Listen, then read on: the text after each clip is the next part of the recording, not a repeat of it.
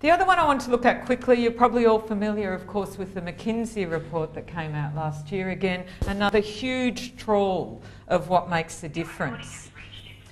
And very quickly, what they came up with, some of you will have seen it before, was that the quality of an education system cannot exceed the quality of its teachers.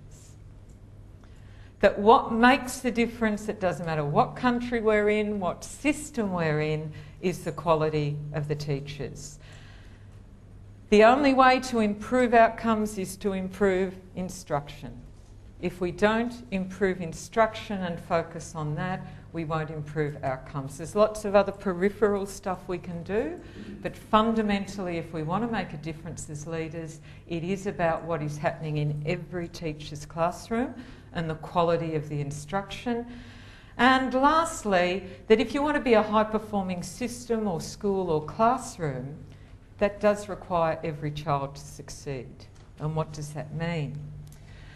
What they came up with was obviously get the right people to become teachers is one thing we need, and keep them. Secondly, develop them into effective instructors. And thirdly, set high expectations, monitor performance, and intervene when they aren't being met. Now, you can actually look at, I think, those three from a number of perspectives. I can look at it from a system level. What does that mean for what a system needs to do? I think a region or a network can look at it. What does it mean? But equally for a school.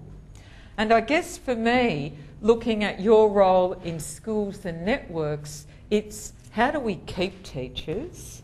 So what's the culture we create within a school that actually promotes teachers wanting to be maintained within the profession? That's not to say there's not a hell of a lot of stuff the system has to do in terms of conditions and pay and all of those other things that we know impact on teachers staying in the system. But what does that mean about a school?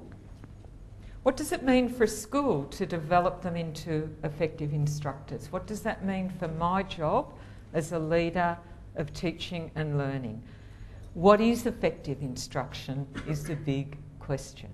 How do I know as a leader? Because if I don't know, you can be pretty sure probably there's not too many other people in the school who are going to know either.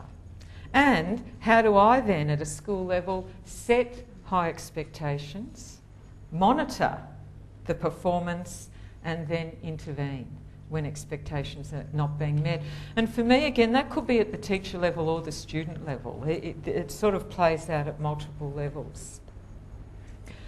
And finally, sorry, that's probably too small. This is the new slides we get, and this grey writing is pathetic. So you might want, we can probably change it later, but this is some work that Jeff Masters has done recently. Jeff Masters from ACER.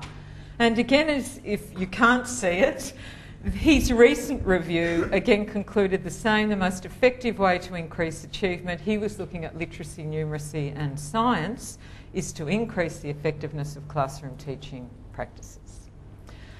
A great deal is known about those practices, and he's listed 4 of them, which we're going to then explore in a bit more detail. But number 1 was to set high expectations for student learning. Number 2 is that effective teachers have a deep knowledge base. They know their stuff. They not only know how to teach, they know the stuff that they're teaching as well. They've got disciplinary knowledge and they've got pedagogical content knowledge.